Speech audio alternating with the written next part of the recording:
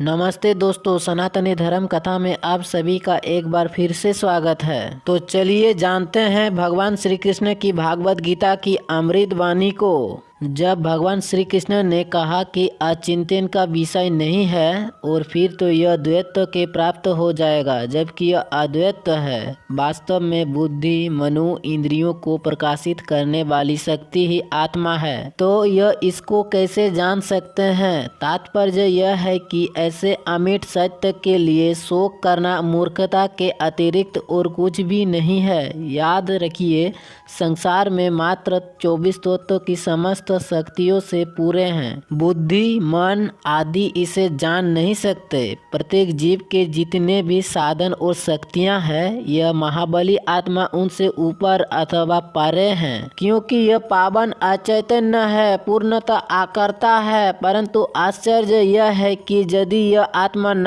हो तो कुछ हो सकता है, न कुछ कर सकता है। किंतु यदि तू इस आत्मा को सदा जन्मे वाला तथा मरने वाला समझता है तो ए महाबाहो, तू इस प्रकार शोक करने योग्य नहीं है। नास्तिक जन इस आत्मा को शरीर के साथ मरने और पैदा होने वाले मानते हैं। विशेषतः चार्वाक विचारधारा वालों का ही यही मत है। भगवान श्री कृष्ण ने स्वयं कहा है कि लोग अज्ञानवश मुझे शरीरधारी समझते हैं। अनेक जनों को यह आत्मा का मर्म सरलता से समझ में नहीं आ सकता, परंतु अर्जुन नास्तिक नहीं है। अतः भगवान श्री कृष्ण सरल शब्दों में एक विरुद्ध सिद्धांत की बात पूर्ण विश्वास करने के लिए हर पक्ष के सामने रख रहे हैं। अगर आत्मा को शरीर की भांति मरने जन्माने वाले समझे तो शोक का विषय नहीं होना चाहिए। इसका कारण आगे बता रहे हैं। क्योंकि मान्यता के अनुसार जन्मे हुए की मृत्यु निश्चित है और मरे हुए का पूर्ण जन्म निश्चित है, इसलिए भी इस बिना उपाय वाले विषय के तू शोक करने का योग्य नहीं है।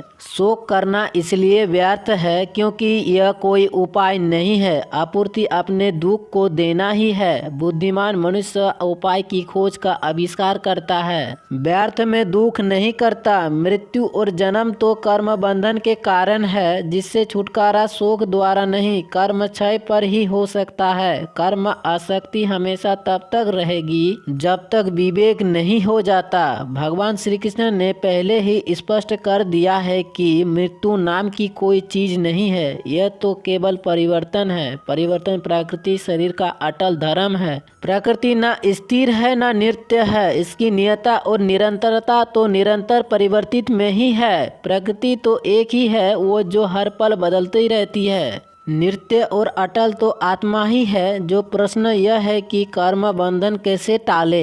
कर्म बंधन कर्म समाप्त होने पर ही टाल सकता है, परंतु कर्म को इसलिए टालना सरल नहीं है क्योंकि यह एक शरीर का ही कर्म है। मन, इंद्रियां, बुद्धि, ये सब तो कर्म के लिए ही हमको मिले हैं। यही तो आज तक की हमारी कमाई और परिश्रम है। ये हम पर किसी ने बाहर से नहीं थोपे हैं, ये हमारी अपनी ही जाने अनजाने परिश्रम का फल है। और यह भी बात सत्य है कि कर्म को या इसके बंधन को कोई बाहर की शक्ति भी हमसे अलग नहीं कर सकती।